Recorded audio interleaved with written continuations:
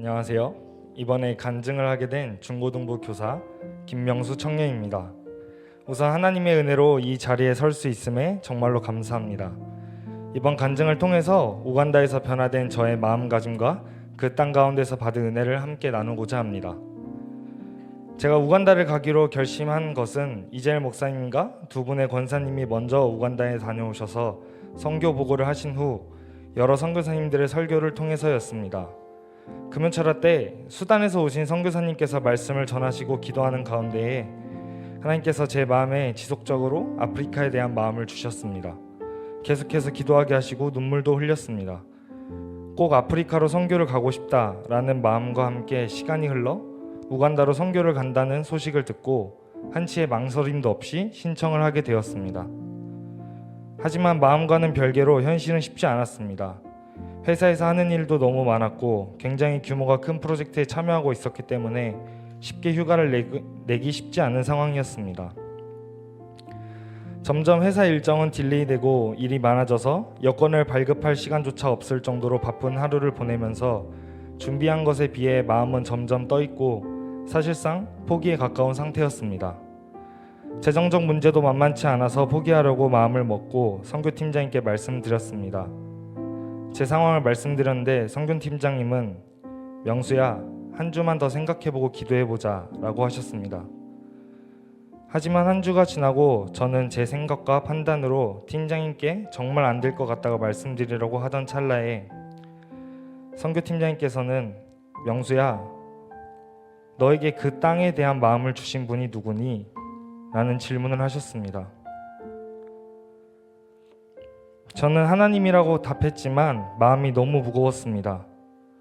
나는 또 내 판단과 생각으로만 준비하려고 했구나 라는 생각이 들고 다시 내가 왜 우간다를 가려고 했는지에 대해 금요철의 예배 때 다시 기도하면서 마음이 점차 회복되었습니다.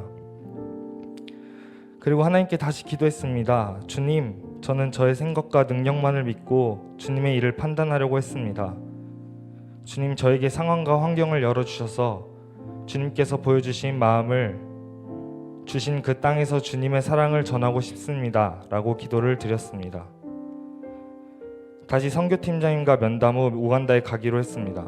그에 맞게 회사 일정도 점점 괜찮아졌고 팀장님의 마음도 열려 흔쾌히 허락을 받을 수 있었습니다. 우간다를 준비하면서 몇 가지 결심을 했습니다.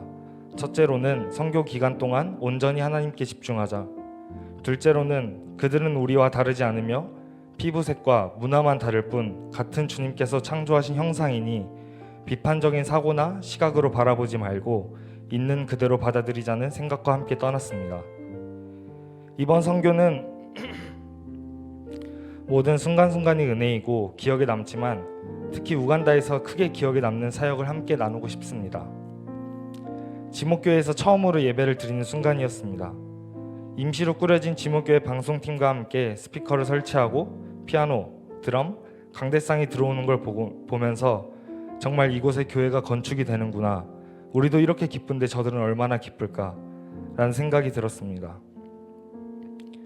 당일 지목교회를 출발하여 성전 건축 예배와 우물 봉헌식을 하면서 느끼는 것은 선교는 돈이 많고 능력이 있어서 하는 것이 아니라 정말 하나님을 사랑하고 주님께 속한 자들이 하나님의 나라를 세워가는 과정이라는 것을 주님께서 가르쳐 주신 것 같았습니다.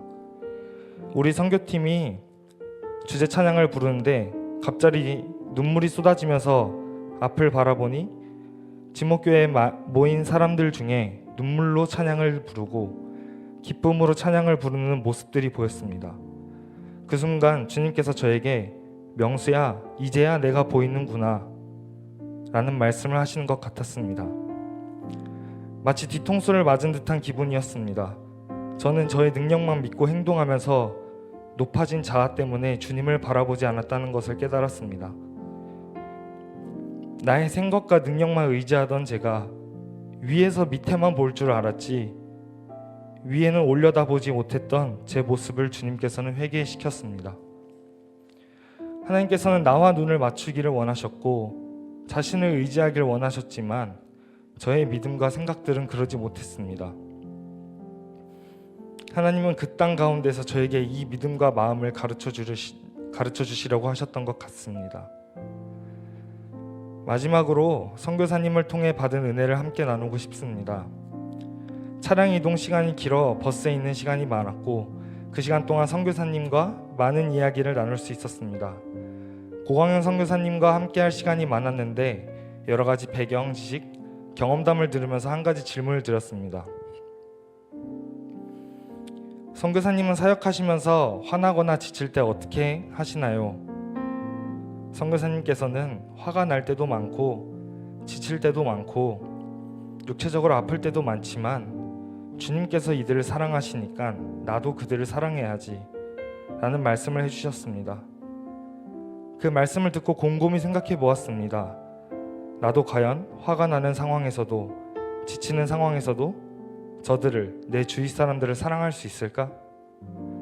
당장 내 주위의 사람들에게도 그렇게 하지 못할 것 같은데 저 먼 타국에서 오셔서 인종도 다른 저들을 이해하고 사랑하고 함께하는 모습에 감동을 받았습니다. 주님의 말씀을 실천하려고 하는 저 모습을 본받고 싶었습니다. 최근에 나우선을 들으면서 하나님을 안다는 것은 하나님과 단절된 현실 세계를 향해 하나님이 얼마나 애타고 계시는지 그 마음을 함께 아파하는 것, 하나님의 마음으로 그들을 안아주는 것이라는 말씀이 생각났습니다. 많은 선교사님들이 하나님을 아파하며 삶을 주님께 드리는 것이 정말로 하나님께서 원하시는 삶이 아닐까라는 생각이 들었습니다. 우간다를 다녀온 지금 하나님의 마음을 알아가고 닮아가려고 노력하고 있습니다.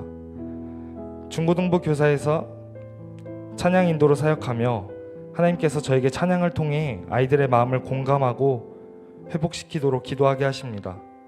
예배에 지각하고 졸기도 하며 장난치는 우리 사랑스러운 중학교 3학년 아이들을 바라보며 하나님께서는 그들을 사랑하시는 것처럼 저도 그들이 교회와 세상에서 사랑받는 아이들이 되길 바랍니다. 하나님께서 이 악한 세상 가운데에서도 우리 아이들이 하나님의 등불로 살아가게 해주시기를 기도합니다. 사도 바울이 고백했던 것처럼 아이들이 이 세상에서 어떠한 지식보다 예수님을 아는 지식을 가장 자랑스러워하며 성장하기를 원합니다. 이젤 목사님께서 청년부 예배 때 기도 제목을 나누는 시간에 명수야, 우간다를 가면 네가 가지고 있던 생각이 180도로 다 완전히 달라져서 돌아올 거야 라고 말씀하셨습니다. 정말 목사님의 말씀대로 저는 그 짧은 일정 속에서 지금까지 가지고 있던 생각들, 마음들이 모두 회복되고 정리되며 변화된 삶을 살고 있는 것 같습니다. 마지막으로 저의 소원은 우리 중고등부와 함께 아프리카 선교를 떠나 우리 학생들이 세상 가운데 소망이 되는 모습을 보는 것입니다. 이상 간증을 마치도록 하겠습니다. 감사합니다.